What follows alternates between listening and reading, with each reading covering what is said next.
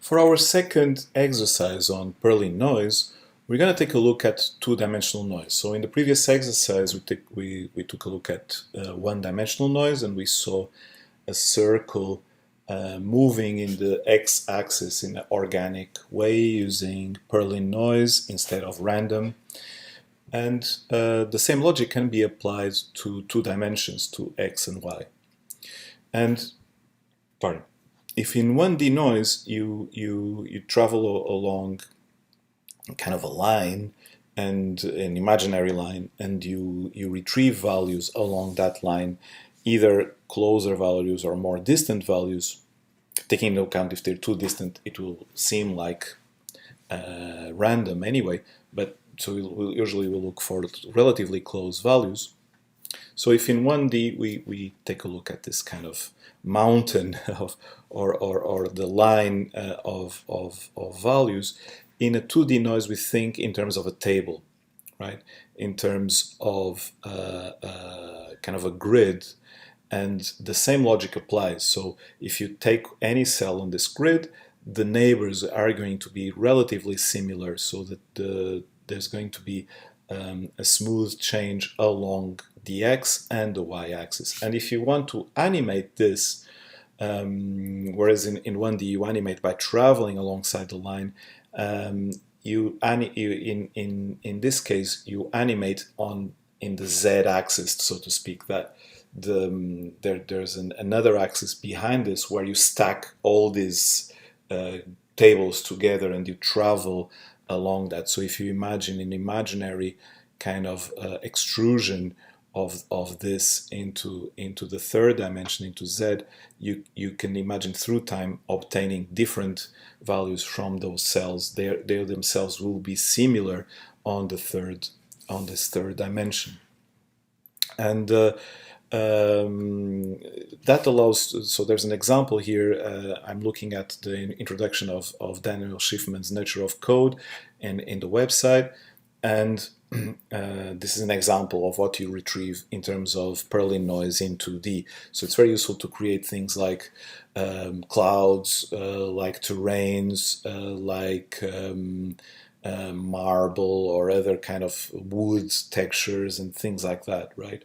Well, some textures will be easier to recreate than others, and you can play with the size and with the kind of the zooming in the detail of the cells and things like that, right? And that's what we're going to do. So let's jump to it. I will open the project generator. I will point it to my folder. By default it goes to my apps, but I want a specific folder for my exercises, and here I'm going to call this one exercise 7, PerlinNoise 2D, right? 2D. And okay, so let's generate that, and now let's open in IDE. So I will start by creating a grid, creating that table. So in this exercise, we'll kind of simulate what we saw in this Daniel Schiffman's book. We're going to create a grid that will fill our window, and then we're going to paint those squares to create a PerlinNoise type of texture. For example, some kind of cloud-looking type of texture. And then first we're going to have a static texture, and then we're going to have kind of an animated texture, right? But first, without any noise, we're just going to create a grid, just a simple grid. To do so, first I want to specify what is going to be the cell size of the grid, so how many pixels that grid will have. So let's say that I want the size of the grid to be 5 pixels wide and of height. Okay.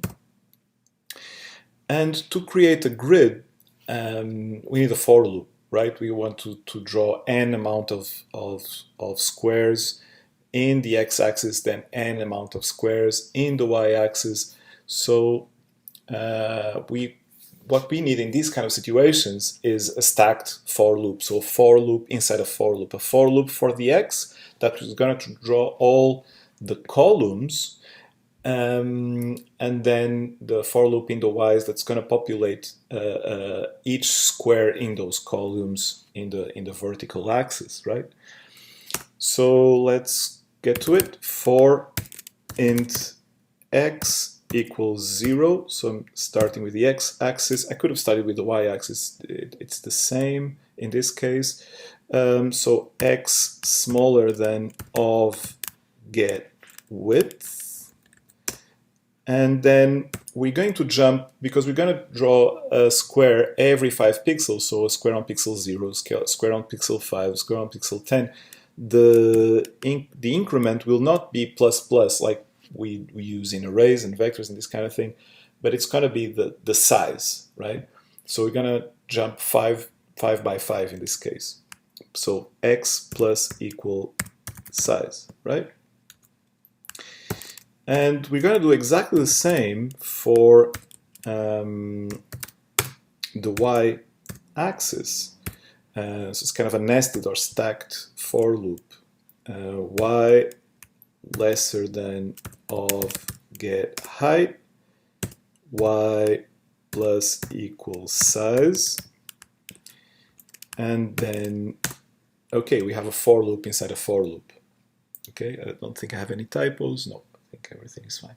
So now here we can draw our rectangle of draw rectangle, and the rectangle will go like this. So the x value is our x variable, the y value is our y variable, the width is size, and the height is size, right? And before we add any noise, let's just validate that we created a good grid by drawing it with a stroke, which means a no-fill in openFrameworks speak. So let's run this. Probably it's going to take a little bit more time because the first time we are compiling it. So let's see how it goes. Yeah, here we go. So we should have a grid if all goes well and if I don't have any bugs. There we go. We have a grid. So our window, default openFrameworks window, is 1000 something by 700 somethings, 1024 by 768. Yeah. So we have around 200 squares on the x-axis and 100 something squares on the 150 something squares on the y-axis, right? Great. So now we can color it. We can color it with a PerlinNoise, and I can get rid of the of no fill. And to color it, first of all, I'm going to use just grayscale, and then I'll probably get a bit more creative with the colors. So to do that, I'm going to create a variable. So for example, float my color, for example, or color or my color, I don't know, anything like that. My color equals of noise. But now which of noise to use? So we're using 2 dimensions, so x and y, so we should use at least the two dimensions that we have there. And let's take a look also at documentation. But for float x, I will use my x value, and for the float y, I will use my y value. This is going to be probably too big. Remember what we saw in this graphic here. We don't want to jump too much, so we might want to scale a little bit our movement in time and multiply x and y by a fraction. So I see this as kind of the zoom in and zoom out factor for the data, for looking up the data. So I was going to show you the off noise, but yeah, you have all the you have a two-dimensional vector, three-dimensional vector, four-dimensional vector, and again x, y, z, w, even for animating 3D. We'll see that with the two dimensions we can use a 2D PerlinNoise or 3D if we want to animate. The third dimension becomes the temporal dimension, right? We will see that right away. So I create a color value, and now I need to paint those rectangles with that color value. So I would use the grayscale in this case, and I paint the cells with that color. So let's see, probably the first time we run it is not going to be fantastic. We probably need to scale these jumps of 5 by 5, right? Might be a bit too much for a PerlinNoise kind of situation. I have something wrong here. I know what it is. So my color, so PerlinNoise, we retrieve a value using PerlinNoise. We retrieve a value between 0 and 1. And color goes from 0 to 255. So I need to scale this using OVMap or simply multiplying this by 255. I get a range from 0 to 255. Instead of a range from 0 to 1, it's probably going to be black, right? So that was the mistake. So that should do the trick. Still, bear in mind, these jumps might be a bit too big. Yeah, so it's a bit too static, like TV noise. So if you get this kind of result, this is not the PerlinNoise typical result. It's a little bit more like random. Everything seems kind of unrelated. That is a good indication that you need some scaling to go in. So usually I put my scaling values as floats. So let's use a scaling. Let's start with 0.1. So we're going to zoom out 10 times, right? And here in the color, I can multiply color. No, sorry. Let's multiply the x and the y times the scaling.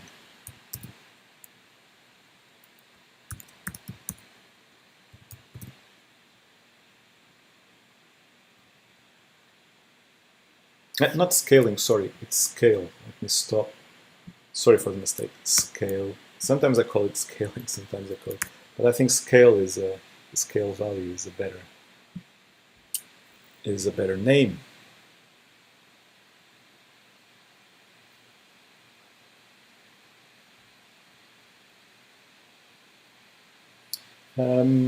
Got a bit better, but still not really good enough. So let's increase, let's zoom out more, let's say.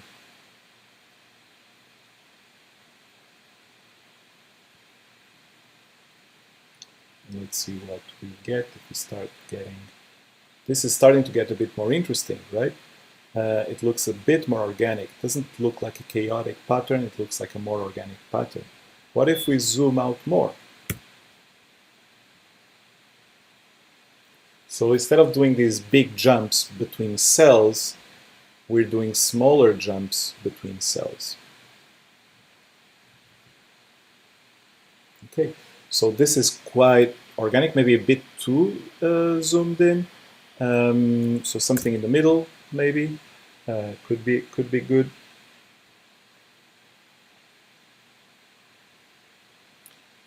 So we're getting there. We're getting there. So this is a good. Yeah, I think this could be a good result. But I want this to be animated, right? This is the thing. I want this to be animated. If you're starting to get two diagonal type of results, this is because we are using the same scale for x and for y. We can use different scales for x and for y. Also, you can use starting points on the lookup values, different starting points for x and for y.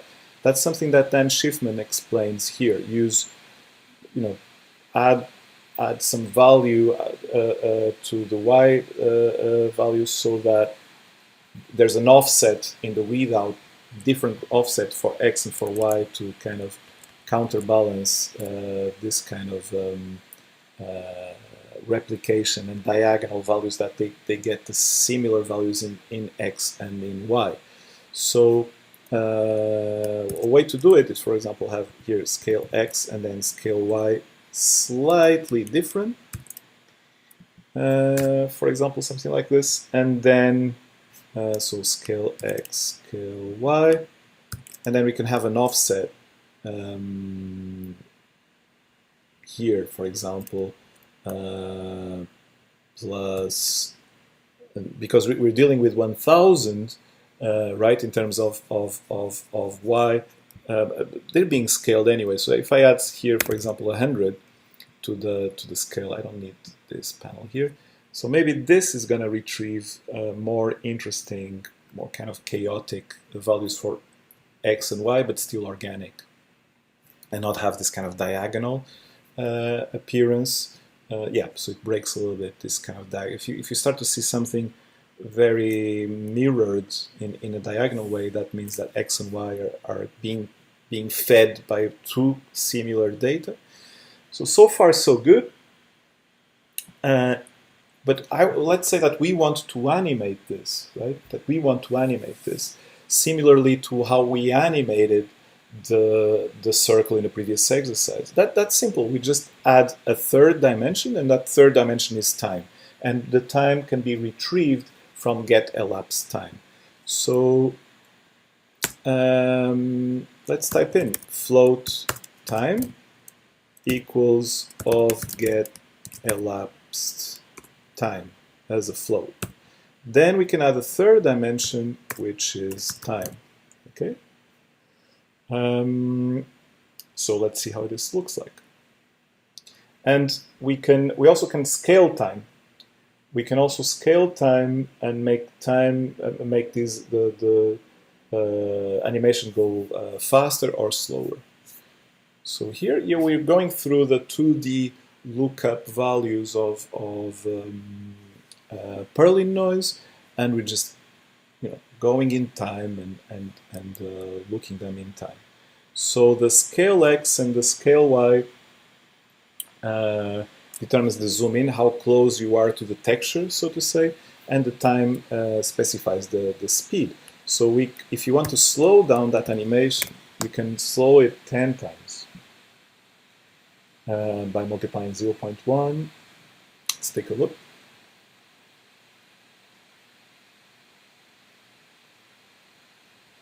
So now it's much more kind of organic, much slower kind of evolution, right?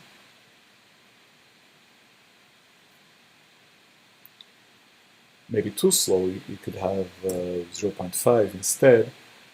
So we're getting there. Of course, you can change the cell size. So if you make these cells bigger,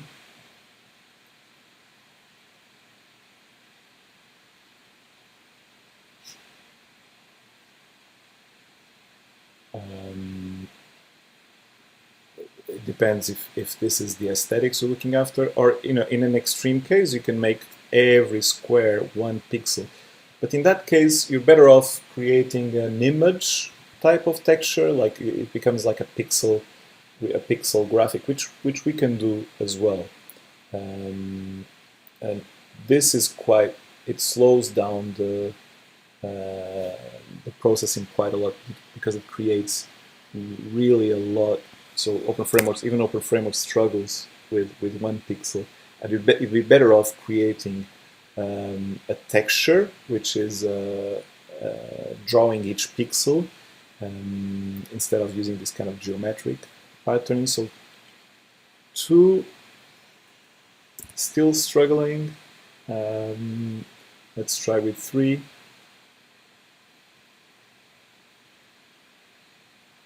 And now we can play with color as well.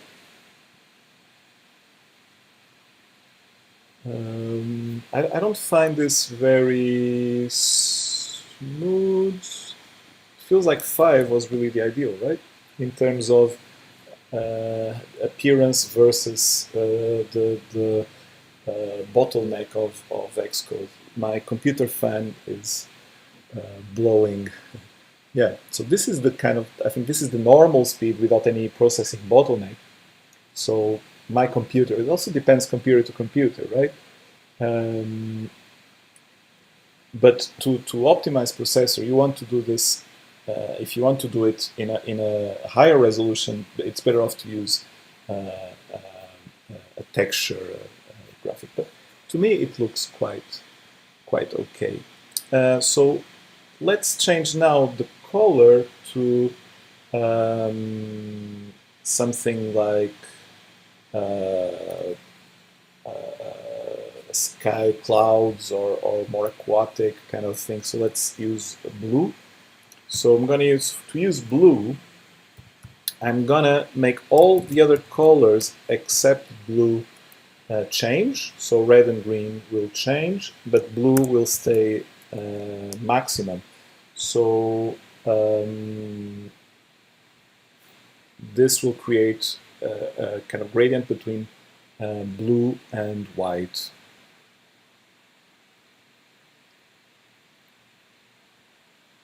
I hope. Let's see. Here we go. So some kind of clouds in the sky. I mean, then you that's where the aesthetic sense comes in, right? So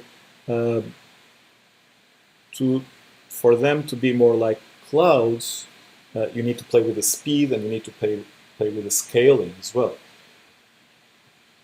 Probably you need to have something go a bit slower and a bit bigger. So we could have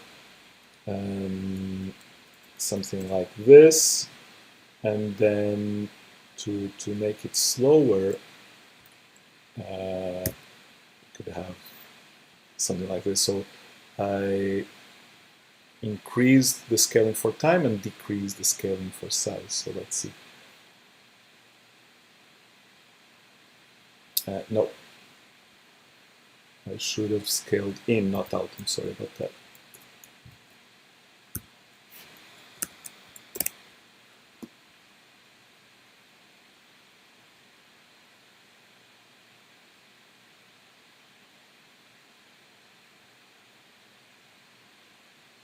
So this is more like a cloud, you know, more vaporous kind of behavior.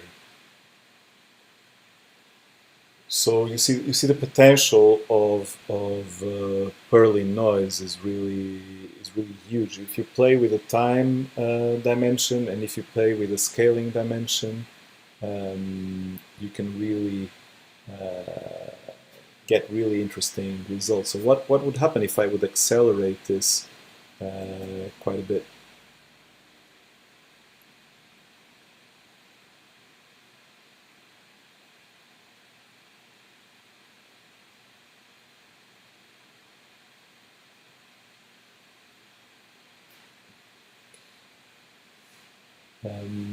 Yeah, you can play with the shape as well, with the scaling factors.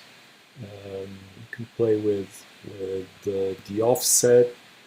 We're using an offset for Y, but not for X, but you can play with that as well. So there's a lot you can do with PerlinNoise, and you can even redo some of the exercises we've done using PerlinNoise instead of random, for example, and that could be interesting. And that's it for this exercise.